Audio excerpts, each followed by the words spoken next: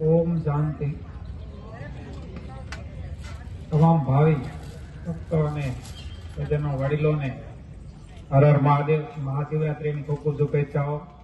અત્રે મંચ પર બિરાજમાન દીદી સૌ ભાઈ ભક્તો સર્વેને વંદન.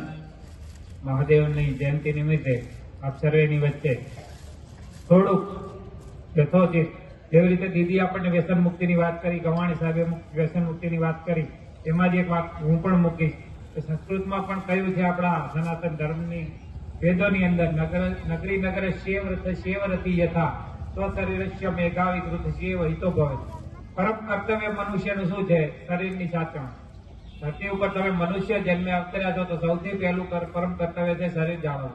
શરીર જળવાયેલું હશે તો તમે જીવનના અંત સુધી સારામાં સારા કાર્ય, જે તમને ધર્મ અર્થ કામ અને મોક્ષના જે પણ સારા કાર્ય હશે, ધર્મ કરવું હોય, કર્મ કરવું હોય, દાન કરવું હોય, એના માટે બધા માટે શરીર જોઈએ. શરીર નહીં રહે તો કશું નહીં થાય. અને જો વ્યસન કરીશું તો શરીર છે કોણા ભાગનું ખલાસ થઈ જાય. અને દવાઓ લેવી, સદંતર બીમાર રહેવું, તમે તમારા પગ પર નિર્ભર ના રહી શકો, બીજાના આધારે રહેવું, તો કોઈ પણ જાતનું કર્મ ના થઈ શકે. અને ભગવદ્ ગીતા પણ આપણને કર્મ કરવા પ્રેરે છે. જ્યારે જિંદગીભર આપણે કર્મ કરવા માટે જન્મ્યા છીએ અને કર્મ કરવાનું છે તો શરીર તંદુરસ્ત રહેવું જરૂરી છે. નગરીનું રક્ષણ જેવી રીતે નગર દ્વારા થાય છે અને રથનું રક્ષણ સાથી દ્વારા થાય છે, બુદ્ધિમાન વ્યક્તિનું પરમ કર્તવ્ય એ છે પોતાના શરીરનું જાળવણી કરે. સૌ પ્રથમ તો આપણે આપણા બાળકોને પણ કહીએ કે જે જમવા બેઠો છે તો બહુ સારી રીતે ખાય, આનાકાની ના કરે, મને દૂધ નથી ભાવતું, મને કારેલાનું શાક નથી ભાવતું, અને જે ખાય છે બહુ ચાવી ચાવીને ખાય, રોટલી ખાય, રોટલો ખાય, બધું જ ખાય. રોટલી ના ભાવે, રોટલો ભાવે, આ શાક ના ભાવે, ડુંગળી ના ભાવે, બધું જે ખાવા યોગ્ય છે એ જે જમીનમાંથી ઉગે છે બધી વસ્તુને બહુ સારી રીતે પચાવીને ખાય. એની જઠરાગ્નિ સમયાંતરે તેજ બને તે જ સમય ખાય અને વધારાનું બહારનો ખુલ્લો ખોરાક ના ખાય. એની જાળવણી આપણે રાખીએ તો એક સારા નાગરિકનું એક તંદુરસ્ત વાતાવરણ આપણે નિર્માણ કરી શકશું. અને આપણા દેશનું ભાવિ પણ એમની સાથે સંકળાયેલું છે. જો મનુષ્ય તંદુરસ્ત હશે તો એનો સમાજ પણ તંદુરસ્ત રહેશે અને એનો દેશ પણ તંદુરસ્ત રહેશે. નહીંતર દવાખાના માટે સરકારે માત્ર ને માત્ર 20 લાખ 10 લાખની યોજનાઓ જાહેર કરવી પડશે. મોટા ભાગનું બજેટ સુરેન્દ્રનગરના વિકાસ કરતા દવાખાનાના વિકાસમાં વધારે ખર્ચા. એટલે સૌથી વધુ એ જરૂરી છે કે દેશને પણ ઊંચો લાવવો હોય તો મનુષ્ય આપણો તંદુરસ્તી સાથે જીવે. તો આપણે સૌ તંદુરસ્ત રહીએ, આપણા બાળકોને, આપણી પેઢીઓ તંદુરસ્ત બને એના માટે આપણે ખોરાકનું મહત્વ, સાથે સાથે આપણા શરીરની અંદર આપણે કોઈ પણ પ્રકારના આવા નશો કરે એવા દ્રવ્યો ન ઠાલવીએ જેથી આપણી નશો બીમાર થાય કે આપણું રક્ત અશુદ્ધ થાય અને આપણે બીમાર થઈ જઈએ, જેથી અતંદુરસ્તી આપણા વાતાવરણને નુકસાન કરે અને આપણો બિનતંદુરસ્ત સમાજ ઉભો થાય. આ સાથે આજનો શિવનો દિવસ છે તો શિવની પણ થોડી વાત કરી લઈએ. આપણે બધાને સૌને ખબર છે 10 વર્ષ પહેલા યુરોપની ACRN સન નામની સંસ્થા ગૂગલ પર પણ બોલે છે, સર્ચ કરી લેજો, કે એમણે પ્રોટોનની ટક્કર કરીને બિગ બેંગના પ્રયોગને દોહરાવવાની વાત કરી કે જમીનનો પૃથ્વીનો ઉદ્ભવ કઈ રીતે થયો. આજે પણ હજી શંકામાં છે. આપણે બધા ભણીએ છીએ કે સૂર્યની આસપાસ પૃથ્વી ફરે છે, પણ એમને હજી શંકા છે એટલે વારંવાર પ્રયોગો કરે છે અને ઈશ્વરીય કણની શોધ કરે છે. થોડા સમય પહેલા પેપરમાં પણ આવ્યું હતું કે લાર્જ હાઇડ્રોકોલોરાઇડ મશીનની અંદર ઈશ્વરીય કણની શોધ થઈ અને એનું નામ એમને હિગ્સ બોઝોન રાખ્યું. કારણ કે એ જે યુરોપિયન સાયન્ટિસ્ટ હતા અને સત્યેન્દ્રનાથ બોઝ જે ઇન્ડિયન સાયન્ટિસ્ટ હતા, બંનેના નામ ઉપર હિગ્સ બોઝોન નામના ગોડ્સ પાર્ટિકલની શોધ થઈ. આવું તમે વાંચ્યું હશે.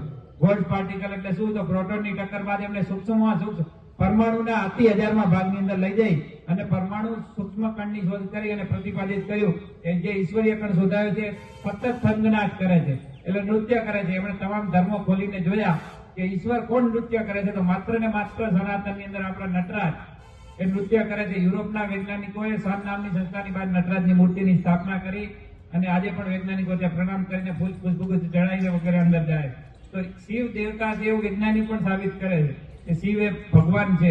તો આપણે તો વર્ષોથી આપણા પુરાણોમાં, વેદોમાં જાણીએ છીએ આપણે ઓમકાર મહત્વ આપણે જાણીએ છીએ કે આપણું જે શિવ મહિમનો સ્ત્રોત છે એનાથી છે. રાવણ આદિકાળ રામે પણ રામેશ્વર મંદિરની સ્થાપના કરી, શિવલિંગની પૂજા રામ, હરિશ્ચંદ્ર અને એના પહેલા પણ પેઢીઓ પહેલા જયારે સિવિલાઇઝેશન સ્થાપિત થયું ત્યારથી મહાદેવની પૂજા કરવામાં આવે. તો આપણા બાળકો પણ ભવિષ્યમાં પૂજાને વળી છે અને સદંતર શિવની સાથે જોડાયેલા છે. શિવની જે શક્તિ છે આપણે એને અપાર છે. જર્મન યુનિવર્સિટીએ પણ આપણા મૃત્યુંજય મંચ ઉપર રિસર્ચ કર્યું છે કે એક બાજુ 100 વ્યક્તિઓ બેભાન અવસ્થામાં જેના ઉપર મહિમ્ન સ્ત્રોતનો આપણા મૃત્યુંજય શ્લોકનો પાઠ કરવામાં આવ્યો દૂર મંદિરમાં લઈ જઈને કે એમના નામ જો એમના માટે, અને એમાંથી 50% વધુ લોકો ભાનમાં આવી ગયા મૃત્યુંજય મંત્રના જાપ. હું તમારી સામે બેઠેલો એક વ્યક્તિ છે, 6 દિવસ કોમામાં હતો 2018ની સાલ. અને અમારા ગામમાં આજે પણ રિવાજ છે કે જ્યારે કોઈ પણ વ્યક્તિ એવી દુવિધામાં હોય કે મૃત્યુની નજીક હોય કે ખબર જ છેલ્લી ઘડીઓમાં છે, તો તે વખતે મૃત્યુંજયના જાપ મંદિરમાં કરાવવામાં આવે. અને મને 2018માં સ્ટ્રોક આવી ગયેલો, હું કોમામાં જતો રહ્યો. મારા પરિવાર ડોક્ટર ન્યુરોલોજીસ્ટ એવું કહી દીધેલું કે આમની મેમરી જતી રહેશે ને, હવે આ ઉભા થવા બિલકુલ અનિશ્ચિત વસ્તુ. અને ત્યારબાદ મારા પરિવાર માત્ર એક જ રસ્તો હતો કે મૃત્યુંજયના જાપ. અને મૃત્યુંજયના જાપ મારા આખા પરિવારે આખી રાત કર્યા. અને એમણે તો ભાનમાં આવશે જ નહીં એવી ગેરંટી આપી હતી, છતાં 72 કલાકની અંદર હું ભાનમાં આવી ગયો. અને માત્ર ને માત્ર મૃત્યુંજયના પ્રતાપે આજે મારો કોઈ દિવસ એવો ઉગતો નથી કે હું મહાદેવના મંદિરે ના જાઉં. એ મને પરચો મળેલો છે. અને આની મારા ગામમાં તો ઘણા બધાને આવી બધી સ્થિતિ છે, અને ઘણા બધાને આવો પરચો મળે છે. મહાદેવની પૂજા આજે પણ અખંડ રૂપે કરવામાં આવે છે. આપ સર્વે આપના ઘરમાં સ્થાપિત લિંગ કરો, મંદિરમાં જાઓ, અવશ્ય પૂજા કરો. અને એનું પ્રમાણ એ મળ્યું કે એમણે કીધું હતું કે મેમરી લોસ થઈ જાય એટલે કે થોડી મેમરી વધી, એટલે મને આશીર્વાદ પણ મળ્યા. આજે હું એના પછી મેં 2018માં મને સ્ટ્રોક આવ્યો, 3 વખત જીપીએસસી પાસ કરી અને હું જિલ્લા શિક્ષણાધિકારીના સ્થાને પર. એટલે મહાદેવની દયાનો કોઈ પાર નથી.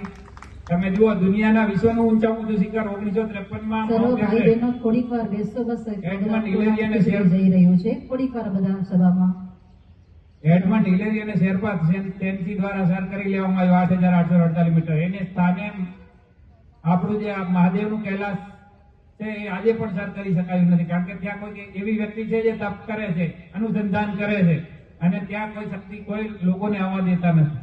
અથવા તો આવી અચળ આવે છે કે કોઈ પર્વતારોહી સર કરી શકતું નથી. તો એ શક્તિ આપણે માની જોઈએ. ચાઇના ગવર્મેન્ટ ખૂબ ઓફિશિયલી કહે છે કે આ પર્વત ઉપર કોઈએ ચડવું નહીં, કારણ કે લાખો લોકો ચડતા ચડતા મૃત્યુ